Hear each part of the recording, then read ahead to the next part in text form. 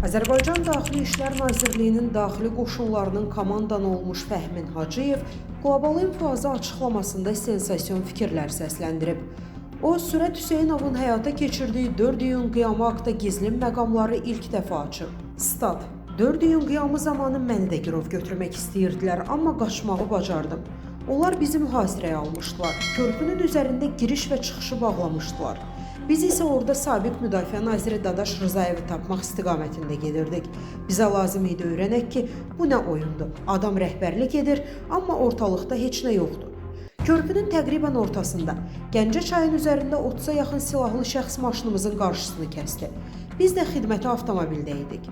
Orada artıq bizi girov götürəcəkdilər. Mən əmr verdim ki, təslim olmayın, qaçaq. Lakin əmri icra etməyə imkan olmadı. Girov düşməmək üçün isə təxminən 5 metr hündürlükdən aşağı tullandım.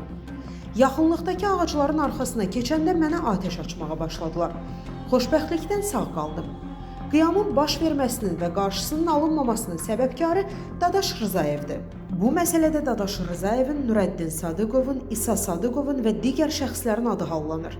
Həmin gün İsa Sadıqov tərəfindən hərbi hissənin mühasirəyə alınması ilə bağlı tapşırıq verilib. Əgər hərbi hissə vaxtında mühasirəyə alınsaydı, hərbçilər oradan çıxaraq kəndə gedə bilməzdilər. Lakin həmin tapşırıq yerinə yetirilmədi. Statın sonu. Yazını tam halda şərhdəki linkdən oxuya bilərsiniz. Əziz izləyicilər, xəbərlərdən məlumat əldə etmək üçün kanalımıza abunə ola bilərsiniz.